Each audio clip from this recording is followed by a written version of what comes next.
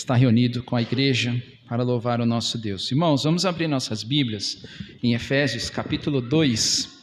Nós vamos ler dos versículos 1 até o 10. Todos encontraram?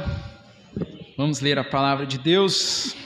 Diz assim: Ele lhes deu vida quando vocês estavam mortos em suas transgressões e pecados, nos quais vocês andaram no outro tempo, segundo o curso deste mundo, segundo o príncipe da potestade do ar, do espírito que agora atua nos filhos da desobediência. Entre eles também nós todos andamos no passado, segundo as inclinações da nossa carne, fazendo a vontade da carne e dos pensamentos, e éramos por natureza filhos da ira, como também os demais. Mas Deus, sendo rico em misericórdia, por causa do grande amor com que nos amou, e estando nós mortos em nossas transgressões, nos deu vida juntamente com Cristo. Pela graça vocês são salvos. E juntamente com Ele nos ressuscitou, e com Ele nos fez assentar nas regiões celestiais em Cristo Jesus. Deus fez isso para mostrar, nos tempos vindouros, a suprema riqueza da sua graça, em bondade para conosco, em Cristo Jesus. Porque pela graça vocês são salvos, mediante a fé. E isso não vem de vocês, é dom de Deus, não de obras para que ninguém se glorie. Pois somos feitura dele, criados em Cristo Jesus para as boas obras, as quais Deus de antemão preparou para que andássemos nelas. Ó nosso Deus, queremos louvar ao Senhor e pedir a sua graça e a sua direção para a meditação que teremos aqui na sua palavra, e que o Senhor fale a nós, desvenda os nossos olhos para que possamos contemplar as maravilhas da sua lei e da sua palavra, em nome de Jesus. Amém. Louvado seja Deus, meus irmãos. Antes de entrar no texto, queria fazer alguns comentários aqui com os irmãos, trazendo um pouco a nossa mente para aquilo que Paulo está trabalhando aqui com os Efésios, que perfeitamente se enquadra nos nossos dias. As situações em que nós estamos inseridos e que estamos presenciando nos nossos dias, de alguma forma, nos comunica algo e pede de nós, em determinado sentido, algum posicionamento. Por exemplo, nós temos visto a guerra que tem acontecido entre a Rússia e a Ucrânia, também temos presenciado o que tem acontecido ali em Israel, juntamente com a Palestina. Aqui no Brasil, meus irmãos, também aconteceu uma catástrofe do qual nós estamos presenciando nos nossos dias, ali no Rio Grande do Sul, onde a grande chuva que caiu na região do nosso país inundou várias cidades e muitas pessoas perderam suas coisas, e a gente tem visto a grande destruição que essas inundações ocasionou no sul do nosso país.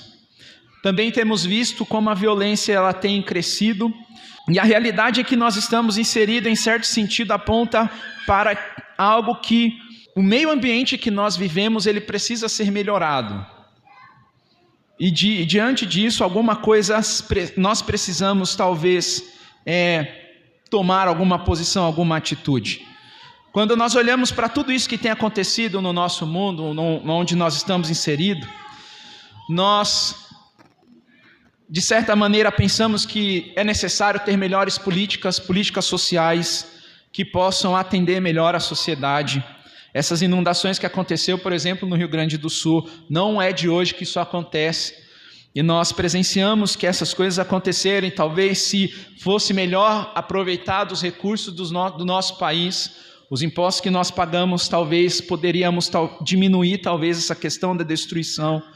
Precisamos ter uma melhor educação, precisamos talvez ter uma melhor distribuição de renda, enfim.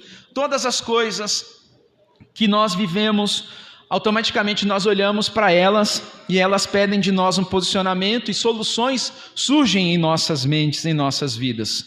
Todas essas coisas que eu disse aqui para os irmãos são coisas boas, das quais nós não podemos descartar e devemos orar ao Senhor para que isso seja real em nosso mundo, em nosso país.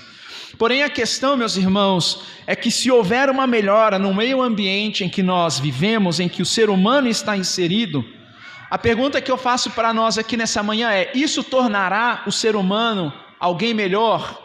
Isso fará com que o ser humano pare de praticar violência? Isso fará com que o ser humano volte-se para Deus em louvor e em adoração? Isso fará com que o ser humano reconheça que existe um Criador?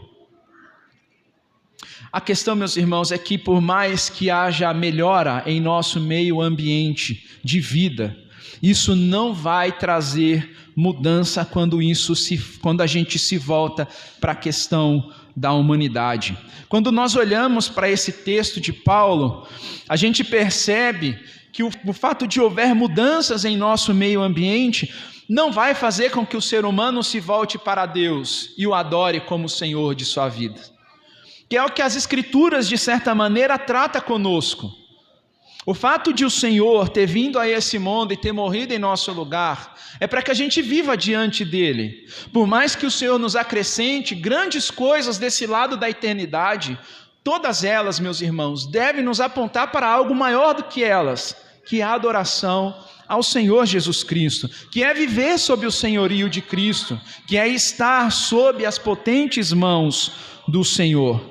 Posso parecer fatalista, mas o remédio que nós temos visto que a humanidade precisa não está nas melhores políticas, não está na melhor educação, não vai estar na distribuição de renda. A melhora que a sociedade precisa reside em uma única pessoa, que é Jesus Cristo, nosso Senhor. O que nós temos visto, meus irmãos, nos nossos dias é que a ordem das coisas estão invertidas. O pastor falou aqui que, de certa maneira, as questões têm apontado para uma mudança de fora para dentro, mas a casca, quando ela muda e o coração não é transformado, não traz benefícios que nós procuramos para os nossos dias. Por isso que eu falo que a ordem das coisas estão invertidas. Temos buscado, ou esse mundo busca, melhores coisas, melhores tecnologias para mudar as situações, mas o coração do homem continua o mesmo, a maldade continua presente, aquele que rouba vai continuar roubando, aquele que mente vai continuar mentindo, aquele que pratica corrupção continuará praticando corrupção, porque essas coisas externas não mudam o coração. Então as ordens das coisas estão invertidas. E então, meus irmãos, quando a gente olha para esse texto que Paulo escreve aqui, nós precisamos pensar de fato o que vai mudar a nossa sociedade, o que vai mudar o coração do homem. No final do capítulo 1, Paulo diz que a igreja é o corpo de Cristo, e Cristo é a cabeça desse corpo. E Cristo sendo cabeça desse corpo, é Ele quem controla todas as coisas, é Ele quem controla a igreja de Cristo, é Ele quem dirige a igreja e quem provê o que a igreja precisa para ela sobreviver, para ela viver nesses dias. Em Efésios capítulo 1, dos versículos 3 até o 14, Paulo então ele louva ao Senhor, ele louva a Trindade pelas grandiosas bênçãos que o Senhor operou por meio de Cristo e também nos concedeu por meio do seu Espírito. O apóstolo vai falar da eleição, da predestinação, da adoção de filhos, ele vai falar da redenção e da segurança de que temos pelo fato de sermos selados pelo Espírito Santo. E a partir do verso 15, então, Paulo ele começa a orar pelos Efésios, e nessa oração, ele pede para que Deus conceda aos Efésios espírito de sabedoria e de revelação no pleno conhecimento do Senhor, e que Deus abra os olhos dos Efésios para que eles saibam qual é a esperança da vocação deles, e também qual é a riqueza da glória da herança deles nos santos. Por último, meus irmãos, no versículo 19, Paulo pede ao Senhor para que eles saibam qual é a suprema grandeza do poder de Deus. E o capítulo 2, em certo sentido, Paulo está expondo o que ele pediu em sua oração, quando ele diz, aí no versículo 19 de Efésios capítulo 1, ele fala da suprema grandeza do seu poder, se referindo ao poder de Deus. Então o texto de hoje vai expor a nossa situação passada fora de Cristo e a nossa situação hoje em Cristo. Podemos dividir, meus irmãos, o texto de hoje em 3 partes. Dos versos 1 até o verso 3, diz respeito à condição interior que nos encontrávamos quando estávamos fora de Cristo, que é a condição que o mundo hoje se encontra por não professar a fé em Cristo Jesus. Dos versos 4 até o 7, diz respeito à condescendência de Deus, o fato de Deus se mover em favor do seu povo, trazendo salvação a nós. E dos versos 8 até o 10, podemos chamar de privilégio concedido a nós por Deus em Cristo Jesus, nosso Senhor. Então, quando nós lemos o versículo 1, Paulo diz: Ele lhes deu vida quando vocês estavam mortos em suas transgressões e pecado. Paulo deseja deixar claro para os efésios que a ação eficaz da graça de Deus, e para isso ele retorna ao passado do que eles eram antes de Cristo, para aí então, depois ele entrar no que eles receberam agora ao serem novas criaturas em Cristo Jesus. É importante ressaltar que Paulo ainda está, em certo sentido, extasiado com a grandiosidade da ação de Deus em Cristo Jesus na vida da igreja, na vida dos efésios. Nesses 3 primeiros versos, Paulo confere um real diagnóstico da situação em que eles se encontravam fora de Cristo. E aqueles que ainda se encontram fora de Cristo estão na condição de mortos por conta dos seus pecados e das suas transgressões. Para dar ênfase ao que ele está falando, o apóstolo é bem enfático quando ele diz: vocês, atribuindo a eles a responsabilidade do fato de eles estarem mortos antes de estarem em Cristo Jesus, nosso Senhor. Porém, é bom destacar que Paulo não aplica o que está dizendo a um certo sentido de grupo de pessoas ou a um determinado segmento da sociedade. O que Paulo está dizendo não se aplica apenas aos efésios. Ele também faz uso da expressão nós, se referindo aos judeus, e para concluir ele fala de toda a humanidade quando ele diz a expressão como também os demais. Portanto, meus irmãos, o diagnóstico que Paulo está traçando aqui em Efésios capítulo 1, dos versículos 1 a 3, em relação à humanidade, não possui uma característica restrita. Pelo contrário, é uma questão mundial. Nós passamos pela pandemia, do qual todo mundo foi atingido. E aquilo que Paulo está falando aqui, meus irmãos, toda a humanidade é atingida. Toda a humanidade, sem exceção, do mais novo ao mais velho, todos nós somos atingidos por aquilo que Paulo está dizendo aqui. Tanto os gentios como os judeus, inclusive Paulo está excluído nisso que ele está falando. E toda a raça humana são pecadores. Ninguém escapa daquilo que Paulo está dizendo aqui. Paulo faz uso da palavra mortos para descrever a situação anterior dos efésios. Porém, ela se aplica a todo aquele que está fora de Cristo. A causa dessa morte, Paulo expõe para nós que a causa da morte são as transgressões e também os pecados. A palavra mortos em grego é necros, da onde nós conhecemos talvez como necrosia ou necrotério, que nós usamos nos nossos dias. E a morte que Paulo está tratando aqui não é uma metáfora ou algo subjetivo, não é simplesmente uma morte, não é uma morte física, mas é uma morte presente e real. É uma morte, meus irmãos, do qual nós estamos separados da vida de Deus. Nos nossos dias nós convivemos com pessoas que pensam, que andam, muitos fazem exercício para se manterem saudáveis, e aos nossos olhos, quando olhamos para essas pessoas, dizemos que elas estão gozando de uma boa vida, porque estão ativas, plenamente ativas. Temos o costume de olhar para as pessoas e avaliá-las pelo seu estado aparente. Olha como aquela pessoa está gozando de vida, ela faz exercícios, ela se alimenta bem, ela possui uma inteligência fora do comum, a sua mente está em pleno funcionamento e assim por diante. Todas essas coisas, quando nós avaliamos a vida das pessoas, para nós, essas pessoas estão cheias de vida, cheias de saúde. Fazer exercício, se alimentar bem, manter a vida ativa e assim por diante são coisas boas e nós precisamos praticar. Nós precisamos cuidar do nosso corpo. Porém, Paulo está falando de coisas mais profundas. A palavra morto que Paulo usa nesse texto tem o sentido de ausência de vida ou vigor espiritual. Ser completamente indiferente para as coisas de Deus. Paulo não está tratando da morte de uma mente brilhante, não está falando de uma morte ou de um cuidado com o corpo, ele está falando da alma. Ele está falando, meus irmãos, daquilo que é caro e que as pessoas não têm se apercebido e de que nós precisamos cuidar com todo zelo e cuidado. E nós cuidamos bem da nossa alma, se aplicando a Deus, as Escrituras Sagradas e a oração. Todas as pessoas que estão fora de Cristo, ainda que gozem de uma vida, estão plenamente ativas. Pelas palavras de Paulo, elas estão mortas em suas transgressões e pecados. Não possuem vida. Esse é o cenário, esse é o retrato dos efésios antes de Cristo, e esse é o retrato da humanidade que não professou fé em Cristo Jesus. Por mais que estejam fortes e robustas, em pleno funcionamento, se não têm fé em Cristo Jesus, meus irmãos, elas estão mortas nos seus pecados e delitos.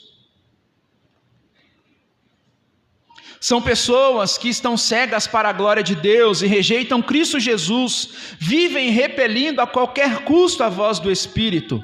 Pessoas fora de Cristo podem fazer boas coisas, elas se mobilizam para ajudar aqueles que precisam, como nós temos visto em nossos dias, diante do que aconteceu no Rio Grande do Sul. Todas as coisas que as pessoas fazem, meus irmãos, ainda que sejam boas obras, Paulo diz que se não tem vida com Cristo, se não tem vida diante de Deus, são pessoas mortas espiritualmente. Não gozam da vida verdadeira, justamente porque estão alienadas da comunhão com Deus. A morte, então, tratada por Paulo nesse texto, atinge aqueles que não nutrem em suas vidas comunhão com Deus. E também, meus irmãos, aqueles que não nutrem comunhão com o povo de Deus. Não tem como você falar que tem vida com Deus se nós não vivemos a igreja. Não tem como separar Cristo Jesus da sua igreja, porque Cristo Jesus morreu pela sua igreja. Então pessoas que falam que têm vida com Deus, mas não têm comunhão com a igreja, elas estão mortas, não possuem vida. Vivem suas vidas de modo indiferente, tanto faz Deus e o seu povo. Pessoas que possuem uma vida ativa, mas que são indiferentes a Deus e são indiferentes à igreja, são pessoas que estão no estado de mortos em vida. O que pode fazer um cadáver? O morto não se comunica, o morto não tem reação. Você pode gritar o mais alto que você puder no ouvido de um morto e ele não vai reagir. Você pode pegar algo pontiagudo e furar ele não vai ter reação, ele não vai reagir. Aqueles que são mortos também estão em um estado de decomposição e vão se decompondo dia após dia. Olhando para as palavras de Paulo, o morto é aquele que não tem estímulo nenhum em relação a Deus. Você chega para alguém que não professou fé em Cristo, você fala do Evangelho e ele não tem reação nenhuma. A pessoa é exposta ao convite da graça e ela não tem reação nenhuma. Esse é o estado em que os efésios se encontravam, e esse é o estado de toda pessoa que não professou fé em Cristo Jesus, que não tem Jesus Cristo como Senhor e Salvador das suas vidas. A criação testifica a respeito de Deus, porém aqueles que estão mortos não dão ouvidos ao testemunho da criação. Deus fala nos dias de hoje também por meio da sua palavra, porém a humanidade em estado de morte não ouve a voz de Deus, reprime a voz de Deus a qualquer custo. Aqueles que são mortos estão em estado de decomposição, não têm personalidade, vivem negando o que foi criado para ser, estão dia após dia definhando, vivendo os prazeres desse mundo, colocando para fora aquilo que sentem no coração, negando as suas próprias naturezas.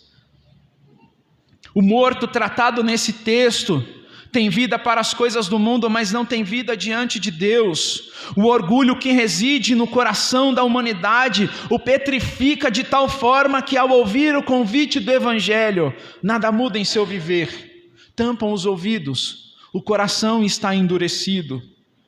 E a causa da morte são os pecados e a transgressão.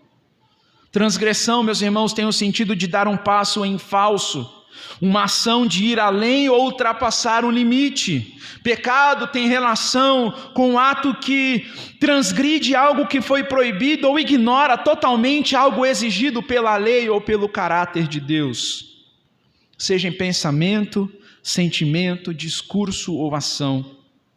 As duas palavras juntas que Paulo usa nesse texto para expor o motivo da morte resume, meus irmãos, a ideia de que a humanidade deliberadamente se rebelou contra Deus e contra a sua palavra. Não tem estímulo, não tem vida, não tem comunhão com Deus. Esse é o estado de toda a humanidade que está fora de Cristo. E esse era o nosso estado, esse era o estado dos Efésios. Estávamos mortos totalmente para a vida com Deus. Não tínhamos estímulos, não buscamos a Deus deliberadamente por nós mesmos. Todos aqueles que ainda não reconheceram Jesus como Senhor e Salvador, todos aqueles que não nutrem comunhão com Deus, estão mortos. Ainda que venham à igreja todos os domingos, ainda que escutem sermões e sermões, ainda que... Não adianta, meus irmãos. Não adianta. A palavra de Deus não vai mudar para agradar a mim e a você. Deus não vai mudar a sua palavra para agradar a mim e a você. Precisamos abrir os nossos olhos. A nossa condição antes de Cristo era essa.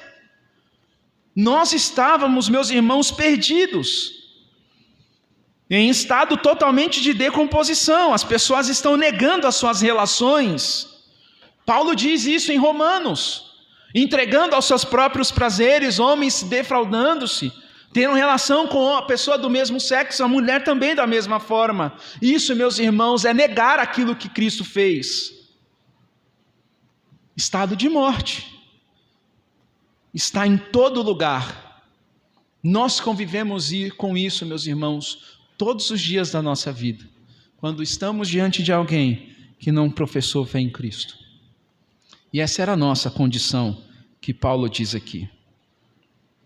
Nos versículos 2 e 3, Paulo também continua descrevendo o que ele quer que os efésios tenham consciência. A morte é real, meus irmãos, por causa dos pecados e transgressões, porém Paulo aprofunda ainda mais a questão ao dizer que aqueles que estão fora de Cristo estão em cativeiro. E esse cativeiro descrito por Paulo se desdobra em 3 influências que controlam e dirigem a vida daqueles que estão fora de Cristo, e que era a realidade dos efésios antes deles se converterem a Jesus Cristo. Dr. Russell Shedd, comentando a esse respeito, em relação ao cativeiro que reverbera em escravidão, diz que a figura que Paulo está usando no texto é uma corrente de escravos. E no Império Romano, aqueles que se rebelavam contra Roma eram colocados em fileiras, onde se fazia uma corrente, e eles eram algemados e andavam em fileiras, amarrados pelo pescoço e pelas pernas. E eles eram levados como escravos às cidades do Império. E nessa figura que Paulo está usando aqui, ele expõe que o morto anda, porém não é um andar livre e desimpedido, é um andar pressionado e escravizado, o andar, meus irmãos, amarrado. A primeira influência escravizatória que Paulo cita aí no texto é que eles andavam segundo o curso deste mundo. As palavras em grego para curso e mundo juntas traz o sentido de um determinado estágio da história, entendida de acordo com seus valores, crenças e moral, em distinção à vontade de Deus. Significa dizer então que o curso deste mundo cria um sistema de valores e não leva em consideração a verdade das Escrituras Sagradas. Resumindo, meus irmãos, é uma cultura formada sem Deus presente. A gente não tem presenciado isso nos nossos dias? As pessoas não têm colocado para fora as suas ideologias e Deus está sendo tirado da equação. É esse o curso deste mundo. E isso, meus irmãos, Paulo classifica como algo de cativeiro, que escraviza a vida das pessoas. O curso desse mundo é baseado no ego, na vaidade, na traição, na ideologia. E a realidade é que a grande maioria vivem nutridas de suas ambições para alcançar o seu alvo e não vai medir esforços para tirar o máximo de quem está ao seu redor. Para se chegar no topo, para se chegar aonde quer se chegar, as pessoas estão sendo usadas como degraus. As coisas estão sendo usadas como degraus. Vivemos dias de verdadeira desumanidade. A ganância humana tem tomado proporções enormes. Nos lugares de justiça, a injustiça parece que está dando as diretrizes. Os valores do curso desse mundo são valores de morte. Não te apontam para Jesus, aponta para o seu próprio ego. Potencializa o que os coaches têm dito nos nossos dias, que nós precisamos colocar para fora a bondade que há em nós. Mas que bondade é essa? Que bondade é essa, meus irmãos, que não leva em consideração o próximo, que só visa o lucro, ou que só visa o seu próprio bem-estar? A triste realidade é que isso está presente na cultura e acaba ocasionando em escravidão cultural. O curso desse mundo, meus irmãos, é plenamente narcisista. E aqui eu cito a história que possivelmente você conhece, que é o mito grego de Narciso. Conta-se que ele era uma pessoa muito bela e por conta da sua beleza ele atraía muitos olhares para si. Narciso era alguém que era dotado de uma beleza grandiosa, mas ele desprezava a todos. Resumindo a história, um certo dia, Narciso encontrou uma fonte de água que nenhum ser humano havia tocado, diz a história, e quando ele se debruça sobre essa fonte de água e sem se dar conta de que o que ali estava sendo refletido nessa fonte de água era a sua imagem, ele paralisa ali. Justamente porque ele ficou cativado pela sua própria imagem, mas ele não sabia que era ele mesmo. Ele ficou tão deslumbrado que não conseguiu parar de olhar para si. Ele se recusou a abandonar a fonte de água, porque ele ficou cativado pela sua própria imagem. E ele amou tanto a sua imagem, que a água refletia, que o fato de ele não poder tocar, abraçar, o deixou deprimido. Diz a história que Narciso deixou de comer e beber e acabou definhando à beira da água, da fonte da água, por amar a si próprio, por ser alguém narcisista, por assim dizer. Esse é o curso deste mundo. Ama a si próprio, vai fazer as coisas para si próprio. Narciso foi escravizado por seu ego e vaidade. Ele se amou tanto e não se deu conta que o que era refletido ali na fonte de água era ele mesmo. O curso deste mundo, meus irmãos, também é assim. Cativa as pessoas e escraviza elas, prometendo algo que na verdade não é. A segunda influência escravizatória que Paulo cita no texto é o príncipe da potestade do ar. E esse príncipe citado por Paulo nada mais é do que o diabo. Voltando à imagem do Império Romano, se existem os escravos que são acorrentados pelo pescoço e pelas pernas, há um general que vai à frente dessas pessoas acorrentadas, e esse general é Satanás.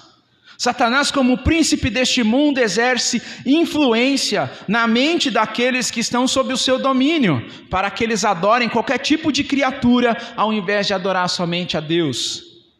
Tem muita gente hoje em dia que dá ênfase à ação de Satanás, atrelando as possessões demoníacas. A gente vê isso nos nossos dias. Infelizmente, muitas instituições que levam o nome de igreja dão muita ênfase à possessão demoníaca.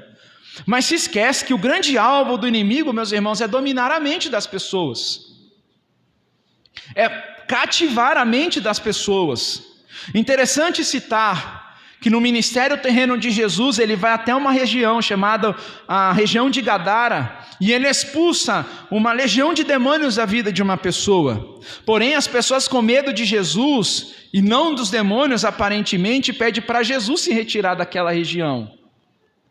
E não tem medo. A sensação que dá para nós quando nós lemos o texto, é que as pessoas não tinham tanto medo daquilo que acontecia com aquele jovem, mas quando a libertação chegou para ele, eles pedem para Jesus se retirar. A grande questão é a seguinte, meus irmãos: quem é mais dominado por Satanás nessa questão? Aquele homem foi liberto, mas aquele povo é cativo, porque pediu para a libertação ir embora. Essa é a grande questão. Às vezes a gente fica preocupado, a pessoa vai se estribuchar no chão por questões de domínio maligno, meus irmãos, mas a mente da pessoa está cativa. E essa é a grande questão, que as pessoas não se dão conta. Nós temos que ter o cuidado de não ser enganados pelas coisas que nós temos visto, pelos aqueles que são incrédulos, que se recusam a Deus e ao seu evangelho. E essa potestade do ar, meus irmãos, descreve a invisibilidade do inimigo de nossas almas. A gente não vê a sua ação, mas a gente presencia a sua influência na vida das pessoas. João 8,44 diz o seguinte: Jesus dizendo: vocês são do diabo, que é o pai de vocês, e querem satisfazer os desejos dele. Ele foi assassino desde o princípio e jamais se firmou na verdade, porém nele não há verdade. Quando ele profere mentira, fala do que lhe é próprio, porque é mentiroso e pai da mentira. E é isso que Satanás propaga nos nossos dias, influenciando tantas pessoas por aí. Viva da forma como você quer, faça aquilo que está no seu coração. Você não precisa seguir regras, não existe absoluto, tudo é relativo. E nós temos visto como a sociedade está se definhando em verdadeira decomposição. E a terceira influência escravizatória que Paulo cita no texto são as inclinações da carne. Quando Paulo fala de carne, ele não está se referindo ao tecido que cobre o nosso corpo. Ele está falando da natureza humana. A natureza humana não redimida, ela vive fazendo as coisas de acordo com a sua própria vontade e pensamento. E esse tipo de escravidão citado por Paulo é aquela que aguça o desejo, que infla o ego e que promete plena satisfação. Mas é um balão de ar. Essas inclinações da carne reverberam em pecado, sejam eles desejos impróprios da mente e do corpo. São pecados que não são desejos que advêm das coisas externas. As coisas externas só aguçam, mas ele nasce dentro do coração da humanidade e eles colocam para fora. Quando nós olhamos para o episódio de Adão e Eva ali no Gênesis, foi isso que aconteceu. Satanás incitou eles ao pecado. Mas isso brotou no coração deles, meus irmãos. Ninguém os colocou, ninguém forçou eles a fazer o que eles fizeram. O pecado nos assedia todos os dias, mas ninguém coloca na nossa cabeça uma arma e nos obriga a pecar. Pecamos, meus irmãos, por nossa natureza caída, não redimida. E graças a Deus que Jesus Cristo morreu em nosso lugar e nos dá graça para lutarmos contra o pecado. Mas é preciso a gente ter consciência de que nós estávamos nessa condição antes de Cristo Jesus nos resgatar. Estávamos vivendo nesse cativeiro das inclinações da carne. E Paulo deixa claro que não somente os efésios viviam assim, mas os judeus, inclusive ele antes de se converter a Cristo Jesus. Os gentios e judeus convertidos já não mais são filhos da ira porque foram resgatados. Porém, para esses que vivem segundo o curso desse mundo, segundo o príncipe da potestade do ar e segundo as inclinações da carne, Paulo diz que esses ainda são filhos por natureza da ira divina. Se por natureza filhos da ira, Paulo está dizendo que toda a humanidade sem exceção pecou e com Adão. É o que chamamos na teologia, meus irmãos, de pecado original. Em Adão, toda a humanidade sem exceção é culpada por causa da sua rebelião. Nós somos mortos em Adão. Pecamos em Adão. A situação daqueles que estão fora de Cristo é gravíssima, e a nossa situação era gravíssima. É importante ressaltar que a ira de Deus não é como a nossa, como Paulo descreve aí no texto. A ira de Deus não tem relação com o fato de que Deus está de mau humor, ou porque Deus foi rejeitado pela humanidade, agora ele vai pesar a sua mão porque ele está rancoroso. Não tem nada a ver com isso. A ira de Deus se volta contra o mal, faz parte da sua justiça, revela a sua contrariedade contra o pecado. E a ira de Deus se revela contra toda a iniquidade, como Paulo diz em Romanos 1,18.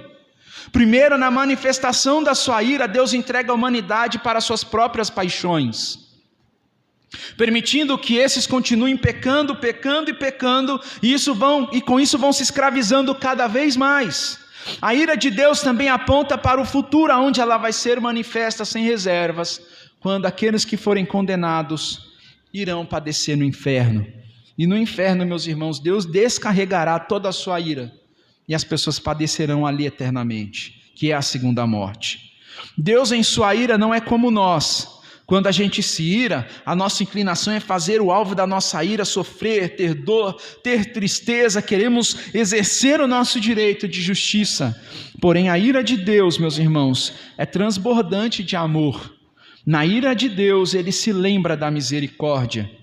Em Cristo, Deus nos deu o Evangelho para ser pregado a toda criatura, e é pelo Evangelho que a vida é ofertada, que a libertação é ofertada, e que aqueles que hoje estão sob condenação, dada a maneira como vivem, rejeitando a Deus, também podem ser libertos, que é o que Paulo fala nos versículos 4 até 7, que ele, diante da ira de Deus, da escravidão que o homem vive longe de Deus, mediante essa situação desesperadora da qual o homem em si mesmo não pode se livrar, aparecem as seguintes palavras que Paulo cita aqui: mas Deus é a única esperança para o homem pecador, para aqueles que por natureza são filhos da ira.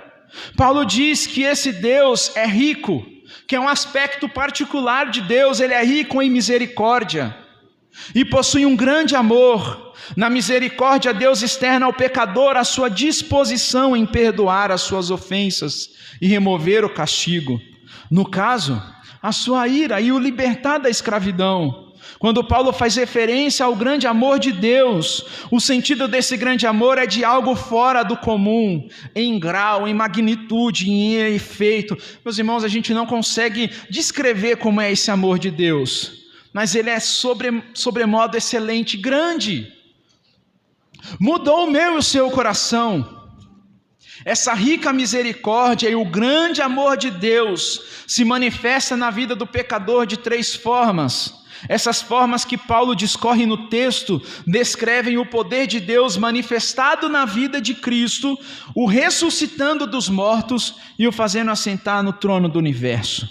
Efésios capítulo 1, versos 19 e 20 diz: e qual é a suprema grandeza do seu poder sobre nós os que cremos, segundo a eficácia da força do seu poder. Ele exerceu esse poder em Cristo, ressuscitando dentre os mortos e fazendo-o assentar à sua direita nas regiões celestiais. Enquanto Jesus estava no túmulo emprestado de José de Arimateia, o poder de Deus manifestado em Cristo Jesus se opôs às forças da morte, e os grilhões da morte não pôde deter Jesus. É esse mesmo poder que transforma o homem morto em suas transgressões e pecado, escravizado pelas forças do mal e destinado à ira divina, a ser alguém vivente diante de Deus. A primeira forma se encontra na expressão: nos deu vida juntamente com Cristo. Mais uma vez, Paulo deixa claro que nós estávamos mortos, os pecados e transgressões são nossos. Mas em Cristo Jesus, meus irmãos, nós somos covitalizados. Com Cristo Jesus nós recebemos vida. Pode parecer redundante e talvez até cansativo, mas é preciso que tenhamos compreensão do estado em que estávamos fora de Cristo. Se temos essa clareza, meus irmãos, e então podemos nos aliar juntamente com Cristo, que teve o seu corpo depositado naquele túmulo e por alguns dias ele ficou ali inerte, de fato sem vida. Porém, a mesma força que levantou o corpo de Jesus daquele túmulo para viver em novidade de vida, é o mesmo poder que cancelou o poder da morte que em nós operava devido estarmos em pecado. O túmulo que abrigou Jesus, nosso Senhor, crucificado, ficou para trás, não deteve Jesus Cristo, assim como a nossa morte em pecado ficou para trás, porque o mesmo poder que Deus usou em Cristo Jesus foi manifestado em nossas vidas também.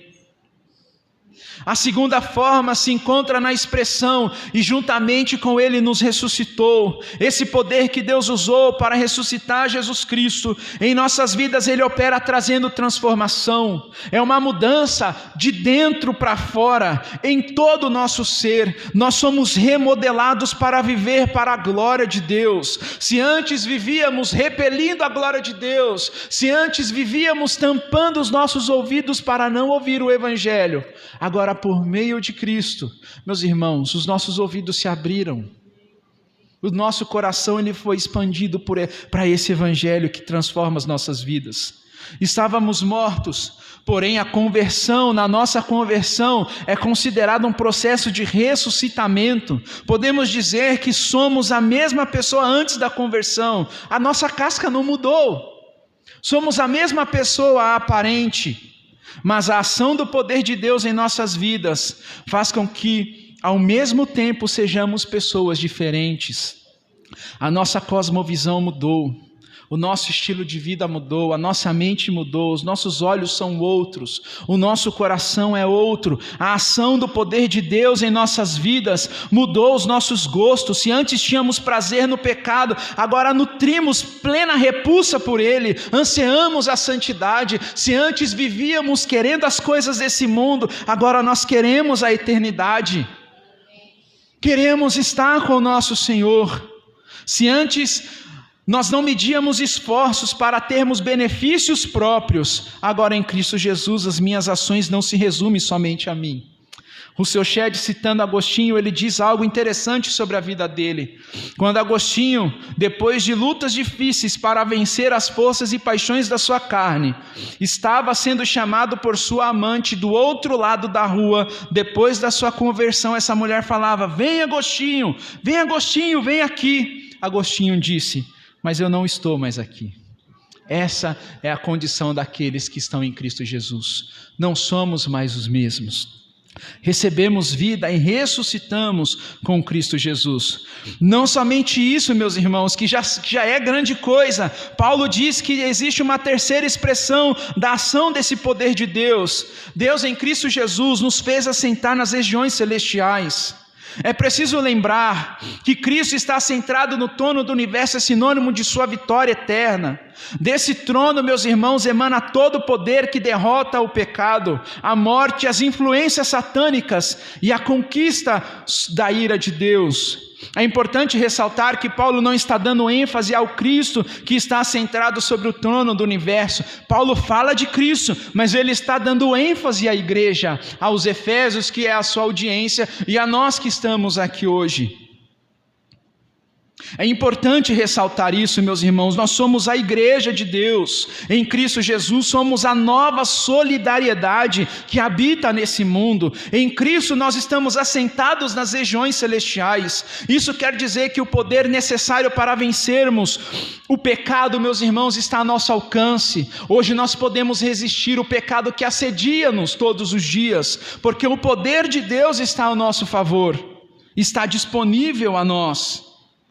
Em Cristo nós estamos assentados nas regiões celestiais. Isso porque Cristo venceu tudo aquilo que nos escravizava. Aquele que não conheceu o pecado, Deus o fez pecado por nós. Cristo assumiu o nosso lugar. Nós que éramos por natureza filhos da ira porque pecamos em Adão, mas Cristo assumiu a ira que estava destinada a nós. Isso precisa ganhar o nosso coração, meus irmãos. A ira era para nós não ficamos sem ira, a ira que estava sobre nós foi desviada e caiu sobre Jesus. Ele padeceu a ira que estava destinada sobre nós. Em Cristo, meus irmãos, assim como Paulo afirmou, nós podemos dizer que somos mais que vencedores. Romanos 8, versículos 37 a 39 diz: em todas essas coisas, porém, somos mais que vencedores, por meio daquele que nos amou, porque estou bem certo que nem morte, nem vida, nem anjos, nem principados, nem as coisas do presente, nem do porvir, nem poderes, nem a altura, nem a profundidade, nem qualquer outra criatura poderá nos separar do amor de Deus que está em Cristo Jesus, nosso Senhor. Estávamos mortos, em cativeiro, escravizados e destinados a padecer a ira divina. Porém, Deus em Cristo Jesus nos deu vida, nos libertou do cativeiro, da escravidão, nos livrou da ira divina e nos fez assentar nas regiões celestiais. Meus irmãos, nós saímos da morte, do necrotério, do não estímulo, para o reino. Isso é grandioso demais. Graças a Deus por isso. Nós já reinamos com Cristo Jesus. Quando Paulo fala aqui em Cristo, é como se Cristo fosse um tanque de guerra, onde a igreja está escondida dentro desse tanque, onde nós em Cristo Jesus somos preservados. Nada vai poder nos afastar do amor de Deus, nada vai poder nos tirar das mãos do Senhor. Você está seguro em Cristo Jesus. O que o homem pode fazer conosco é somente machucar a nossa carne, mas ainda se os nossos olhos se fechem desse lado da eternidade por perseguição, meus irmãos, os nossos olhos se abrirão para o nosso Rei, para o nosso Senhor. O que pode nos fazer o homem? É esse o poder de Deus que se manifestou em nós por meio de Cristo Jesus, nosso Senhor. Nós já reinamos com Cristo e tudo isso Deus fez para mostrar nos tempos vindouros a suprema riqueza da sua graça, em bondade para conosco em Cristo Jesus. O propósito de Deus em salvar o pecador não resiste no fato de que a pessoa merece algo. O alvo principal de Deus é a sua glória. Deus ama tanto a sua glória que Ele não economizou. Pelo contrário, Ele manifestou de maneira generosa em bondade para conosco. Nós que tínhamos dívida com Deus, Ele nunca nos deveu nada, mas pela sua graça, Ele nos concede o galardão que é a salvação. Já que não há meritocracia na salvação, logo, nós só a recebemos por instrumentalidade da fé. Essa fé citada por Paulo para a salvação não é algo que o ser humano pode produzir em si mesmo. Pela instrumentalidade da fé, somos colocados diante de Deus sem louvor pessoal. Ao olharmos para nós, o que poderíamos recomendar de nós mesmos para que Deus pudesse olhar para nós e dizer: você pode ser salvo?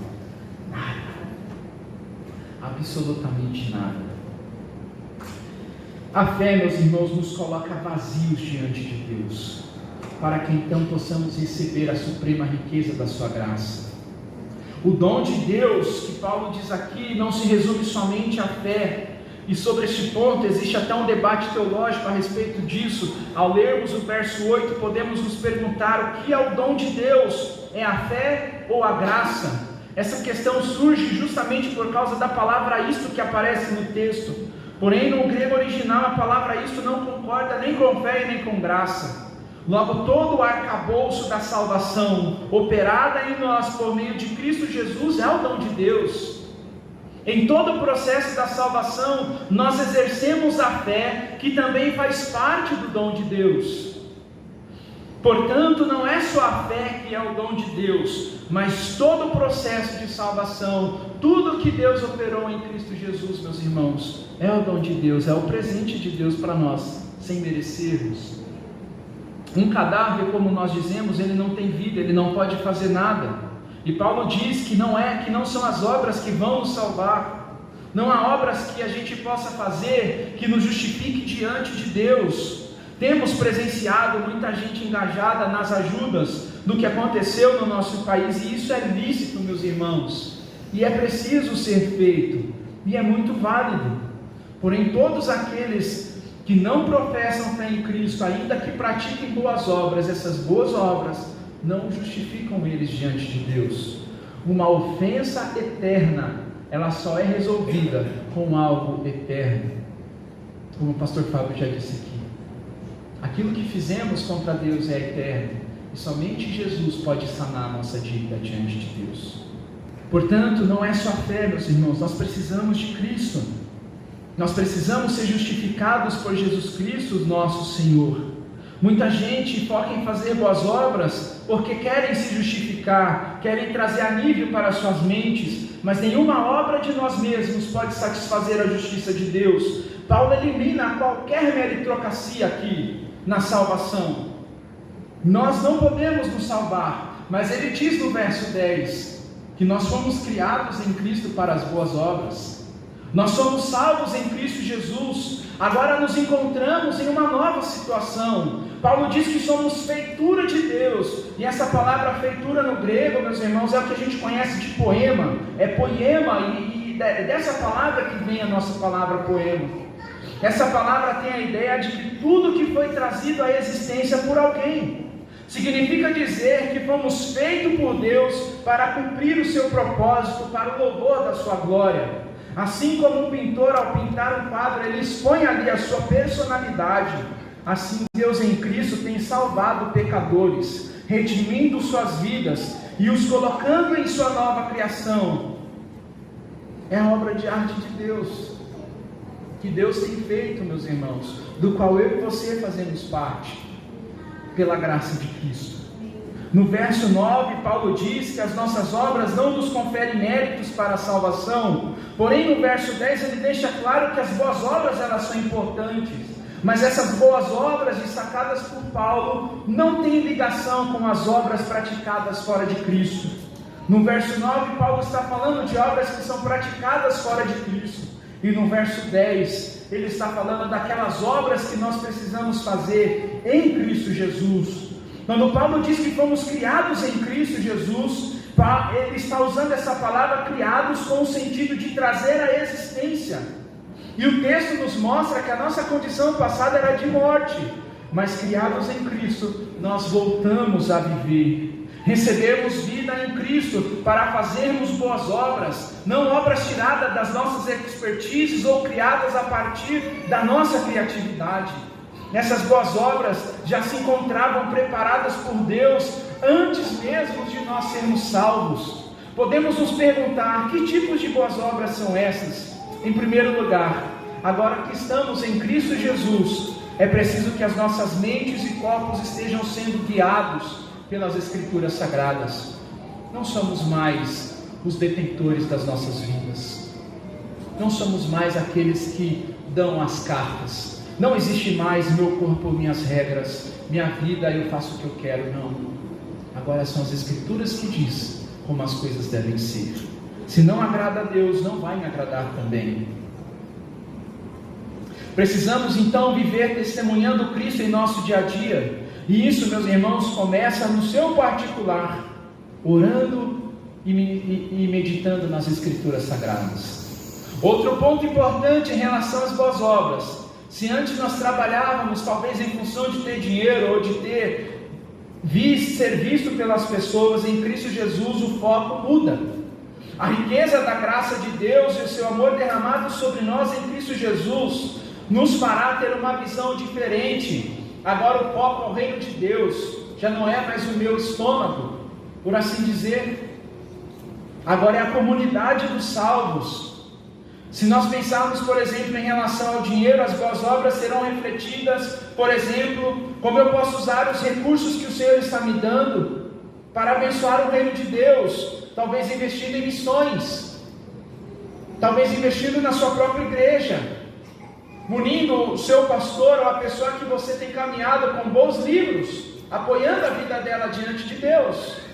Aqui também, meus irmãos, inclui cuidado com a família. Se antes você ganhava somente para si, agora dê valor à sua família e use o seu dinheiro, os seus recursos para abençoar os seus. Em Efésios capítulo 4, a partir do verso 17, também Paulo cita diversas posturas que precisamos adotar, uma vez que somos feituras de Deus e criados em Cristo Jesus para as boas obras. Se você mentia, não minta mais. Se você não trabalhava, agora trabalhe para ter com que você possa ajudar os seus irmãos. E assim por diante, Paulo descreve uma porção de coisas ali. Por fim, meus irmãos, é importante ressaltar que o amor de Deus derramado em nossos corações nos fará amar o que Ele ama.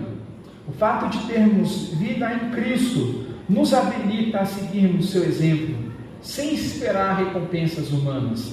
Faça as coisas esperando ser visto por Deus. Sirva a Deus, faça essas boas obras, sem esperar que as pessoas te vejam e te elogiem. Faça as coisas porque você está agradando a Deus. Que isso seja algo presente nos nossos corações. Ser visto por Cristo, meus irmãos, tem que ser suficiente para nós. Se nós somos achados fiéis por Cristo Jesus, nosso Senhor, isso deve nos levar a render honras e glórias ao nosso Deus. E se ninguém nos elogiar mais, mas se Cristo está nos aprovando, louvado seja Deus. Amém. E é isso, meus irmãos, que precisa reinar em nosso coração. Vamos orar ao nosso Deus?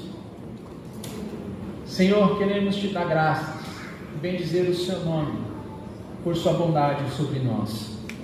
Nós estávamos numa situação, Deus amado, totalmente perdida e deplorável, mortos em nossos pecados e delitos e também escravizados, ó Deus, pelas forças do mal, pela vontade da nossa carne, ó Deus, e pela cultura em que nós estamos inseridos. Mas em Cristo Jesus o Senhor nos libertou de tudo isso, nos trouxe salvação, saímos do estado de morte para o estado de vida, e não somente isso, hoje reinamos com Cristo. Nosso Deus, conduza-nos nessas boas obras que o Senhor descreve aqui, que o nosso coração, Deus amado, seja grato ao Senhor, que tenhamos plena consciência de onde nós fomos tirados, para que o nosso serviço ao Senhor, Deus amado, seja somente para a sua glória. Deus amado, cuida de nós, livra-nos do nosso próprio ego, das nossas próprias vontades, que possamos, ó Deus, amar o que o Senhor ama, e que a vontade do Senhor seja a nossa vontade. Deus amado, que possamos crescer em graça e em conhecimento diante de Ti, e que a nossa vida diante do Senhor, Deus amado, seja agradável, e que possamos, ó Deus, em um mundo que está se decompondo, em um mundo que não professa fé em Cristo, apontá-las para Cristo Jesus, e que o Senhor, por graça, resgate aqueles que são seus, para a glória do seu nome, assim como o Senhor nos resgatou, em nome de Jesus. Amém. Amém. E amém. Deus nos abençoe, meus irmãos, nos dê um bom domingo.